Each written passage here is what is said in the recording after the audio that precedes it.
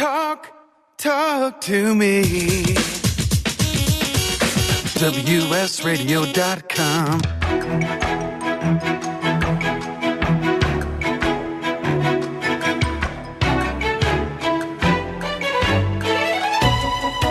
The San Diego Council on Literacy brings you Literacy for All with your host, Jose Cruz.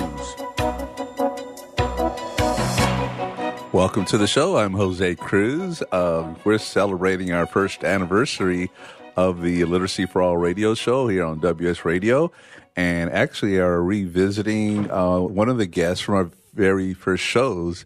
So welcome, Tara Graviss. She is the Executive Director of Arts for Learning San Diego.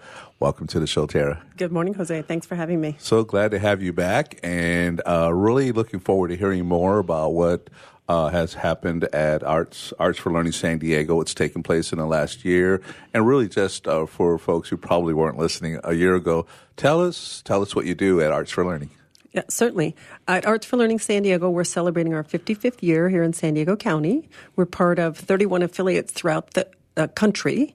And what we do is we serve children, students, families, and communities, mostly in the public school setting. We have about 80% to 85% of our programming in the public schools. Mm-hmm. And then the rest is out in the community centers and the libraries, on the military bases. Anywhere that you could find children, we're probably there. Very good. Now, for a lot of us, the whole idea of arts for learning is relatively new, but you just said you have been doing this. Your organization has been doing this for 55 years. That's correct. And we cover all genres. So some people might know some local organizations that do just theater or just music or just dance. Mm-hmm. A lot of those organizations offer programming at their centers.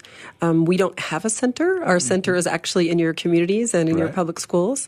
And we do theater, music, visual arts, dance, and literary arts as well. So when you go back to your roots and the rationale for Arts for Learning, has it always been with the idea that you were working with young people, you were working with young people who might not be interested in traditional schooling? What was it back at the beginning, and what is it now? Certainly. In 1963, when the organization was founded, it was founded primarily as a way to expose young people to classical music. And it started off with a pretty small budget, probably less than $10,000, and a couple of artists. Mm-hmm. We probably served, maybe 1,000 kids the first year. And then as it grew, about 20 years ago, with some cuts in public education, if you remember with No Child Left Behind, we cut public education a lot. What was cut was all of our arts programming in school. So I'm fortunate. I'm old enough that when I was in school, I actually had art, all the way through. Mm-hmm. But a lot of younger people haven't. And with that, we began working with professional teaching artists and offering residencies. And what that means is we go into a classroom anywhere from 6 weeks to 32 weeks, and we work with a specific genre. And we work on giving the skills of that visual and performing arts standard at that grade level to those students. We sometimes do that with discrete art, which means the genre itself, and we sometimes do that with arts integration. And you're familiar with our work with arts integration with literacy programming. Oh, yes. Mm-hmm. Yes. Yeah. Very good. So your start was in 1963. Now, right about that time, because you mentioned classical music, the Beatles came out, so they probably were a little bit of a distraction. A very good one. A very good one. Let's talk about how you got into Arts for Learning. What in you attracted you to the mission of this organization? Certainly. So I happen to be a visual artist and a poet. I also happen to be the proud daughter of a career military officer. And so that meant that when I was a child, I moved every 18 months, which means that there was no consistency in my curriculum instruction, and it can be a little hard. And I also was a little shy as a kid. So art was the only thread of consistency in my education. And it was the thing that helped me weave together what I wanted, what I needed, how to express myself, how to express my feelings. Mm-hmm. So as an adult, my first career was in hospitality. I lived all around the world, and I always volunteered with children and arts wherever I was. So when I came to live in San Diego, I began volunteering at A Reasons to Survive, at the New Children's Museum, at the Polinsky Center, and doing art with children. And about 8 years ago, a position opened up on the then Young Audiences of San Diego Arts for Learning board, and I joined it. So I was on the board for 4 years before I took this position. Very good. They hired the right person. I mean, you have volunteered or been engaged with providing access to experiences in art. Well, you didn't say Polinsky Center, did you? I did. I was there as well as a volunteer. Okay, and then before it was whatever. The New Children's Museum, Arts, A Reason to Survive, you name it. And these organizations all do things in a way that provide access to art experiences and also a way to help people maybe respond to some of the things that they're dealing with in their lives? Certainly, yeah. Okay. And that's really what I was focusing on, both when I lived abroad and worked with kids, like I worked in Thailand at the King's Orphanage with children, and then here locally in San Diego. I was really focusing on how the arts can be a transformative power in our lives, whether you're a child or an adult or anything in between. Do you have a favorite book on that topic? Do I have a favorite book on that topic? A lot of the private work that I do is with adults, and it's trauma work. So I like Steve Levine's The Body Keeps Score, because it really talks about how if we're not handling things, they're still with us. Very good. I surprised you with that question. I know That's you okay. did a great job. You knew you had a book. So very good. I mean, it's just the whole idea of because we tend to think of art as something as fun, which it is, and it's an outlet and all, but it's also therapy. Yep. And then thinking back to what was happening in 1963, well, we want young people to be exposed to the classics. And then you have what we saw, I think it was a deficit in funding for the arts. And then I think what you have today is more response to the things that we can be doing to help retain children who or young people who want to drop out of school? Is that accurate? Children that are at risk. Yeah, I think there's a lot of combinations. It's very complicated, actually. The visual and performing arts are a standard here in the state of California. There are also the National Core Arts Standards. I think what happens is a lot of times we're not fully informed as parents or even educators about the value of the arts and the impact of the arts. Because, yes, it can be expressive, it can be therapeutic, it can be fun. It's also a required skill. And it can also be helpful for those kids who maybe are having struggles in reading or in math to make it more engaging for them. It can also be a way to bridge English language learning because you don't always have to speak the language to do the art form. And then the other thing it can do is it can actually help build workforce skills. So team building, critical thinking, things like that, so that we are creating a positive, progressive future for all of us. Very good. And you kind of reference something about educating parents. Is that to say, in a way, that our children have the right to art experiences and we don't know that they do? And most definitely. Okay. Yes. Not only do they have the right, it's actually a state standard. And if your child is not getting art experiences in school, and I don't mean the volunteer parent, who I'm sure is fabulous and means well, once a month. I mean, actual integrative arts experience in your classrooms from TK all the way through 12th grade, then something's going on. And you work closely with the schools, right? That's one of the primary partners. In fact, you gave me a list of a number of them. Yes. Is it how do I put this, stressful for them to provide those experiences in art? Are you maybe sometimes a thorn or more a partner? They say, hey, we're supposed to be doing this, you're supposed to be doing this. Because I think a lot of us have the impression that the arts have fallen off. Yep. The physical education and other things like that have fallen off. Is part of your job advocacy? A huge part of my job is actually advocacy. I work with the County Office of Education. I work with various school districts. I work with San Diego Regional Arts and Cultural Coalition. So a lot of my job is advocacy. And I like to think of our school districts as our partners, for sure. I mean, it's the main way we can reach our children. It's the main way we can work together. And teachers don't, educators don't become educators because they're trying to get rich. They become educators because it's a calling, right? Right. So the same thing for professional teaching artist. Nobody's out there being a professional teaching artist because they're planning to make millions of dollars. They're doing it because it's a calling and they believe in it. So getting us all at the table and getting us all understanding what our goals are, shared goals and shared vision, and then what are our challenges and how do we overcome them and how do we make the most impactful experiences for our students and for our families and for our communities. And that includes our educators as well. Yeah. So, because we're not all engaged in the arts, or maybe we are in certain ways, even as music lovers or whatever. I do want to talk more about the advocacy piece of it. So we have about a minute before our break, and just maybe what parents can be doing in school or out of school to engage their children in the arts and maybe to use that for the natural therapeutic outlet that it is. Yeah. Right? I think they can be doing a lot of things. There's certainly a wide range of after-school programming available, whether it's through your local Parks and Rec, your YMCA, those kind of things. Yeah. But the main thing that they could be doing is actually going to their principals, going to their PTA meetings, going to their parent-teacher associations and saying, where are the arts in our school?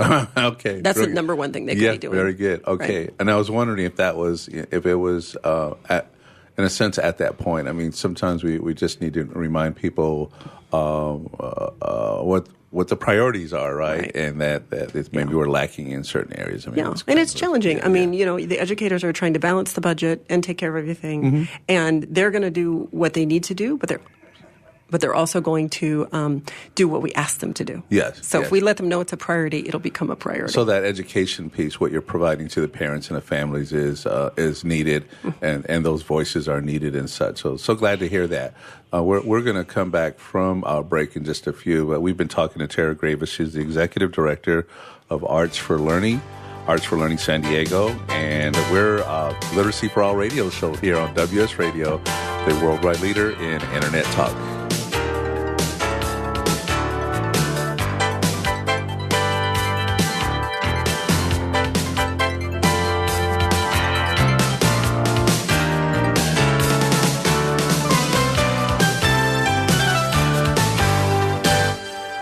You take your smartphone almost everywhere you go. Now WSRadio.com can be there too. Search WS Radio in the Play Store for your Android devices or iTunes for Apple and download the WS Radio application. WSRadio.com on your phone and in your ear everywhere you go.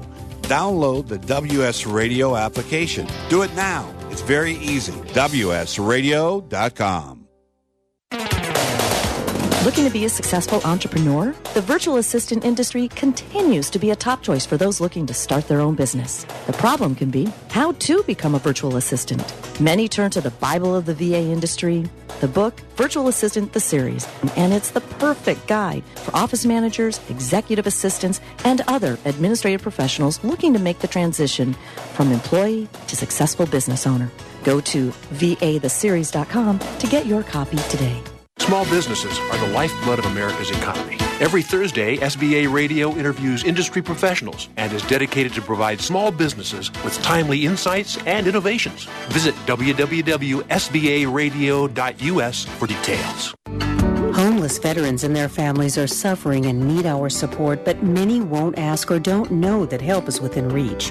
Veterans Community Services is here to help. Amazingly, about 35% of the homeless in our neighborhoods are veterans with families. Low-income veterans or their friends are encouraged to contact Veterans Community Services and reach out for help with housing and other services. Call now, 800-974-9909. I raised $8,000 to build schools for South African children. After realizing how many people go hungry in San Diego, I now volunteer at a food pantry. I'm spending the next year doing volunteer projects across 3 countries and helping in ways they designate to be the most helpful. The World Link program at the Joan B. Kroc Institute for Peace and Justice recognizes the potential of youth as agents of social change. Learn how you can help youth become a generation of leaders in action at peace.sandiego.edu. Can you imagine a world without children? A world where children don't play, or dream, or imagine. At St. Jude Children's Research Hospital, we're working every day to find cures for diseases that strike down children, because we can't imagine a world without children. Can you? Finding cures, saving children. St. Jude Children's Research Hospital. To learn how you can help, log on to our website, stjude.org. Donate cash, furniture, clothes, and other gently used household items to Father Joe's Villages and get a nice tax break in April. Every donation is tax deductible. Believe you can make a difference. Be Father Joe. Go to neighborhood.org or call 1-800-HOMELESS to donate today. Talk to me. WSRadio.com.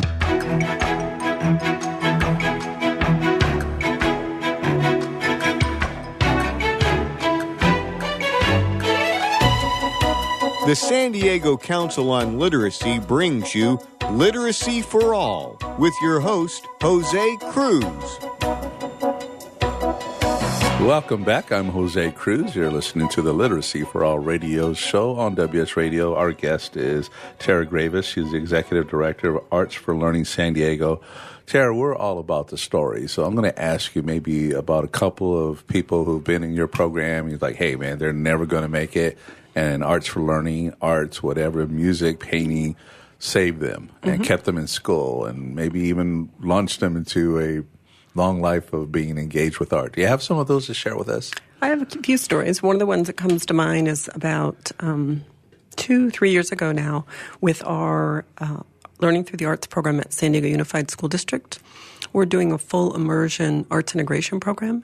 And there was a little girl in one of the fourth grade classes who English is not her first language. And the school actually considered her a chosen mute, like she was choosing not to speak at all. And through our theater program with her, she began speaking. And that's a really big deal. That's big. The teacher was like crying. It was a really, really big deal.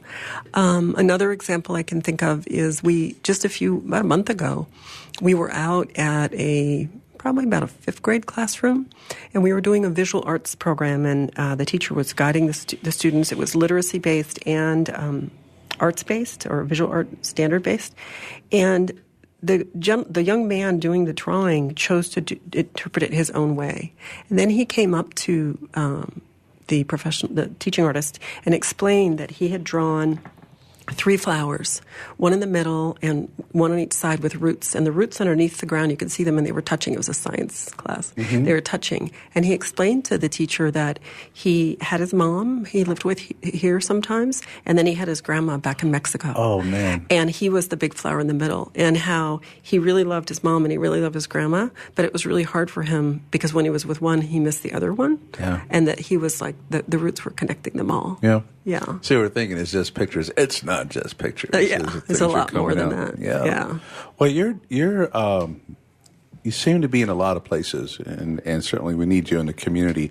Tell us what you're doing with your expanded library programs in San Diego, Chula Vista, Encinitas, and all other library systems. Certainly. Well, 3 years ago now, with the support of the San Diego Commission for Arts and Culture, we received a grant to expand our library programming in the San Diego City libraries.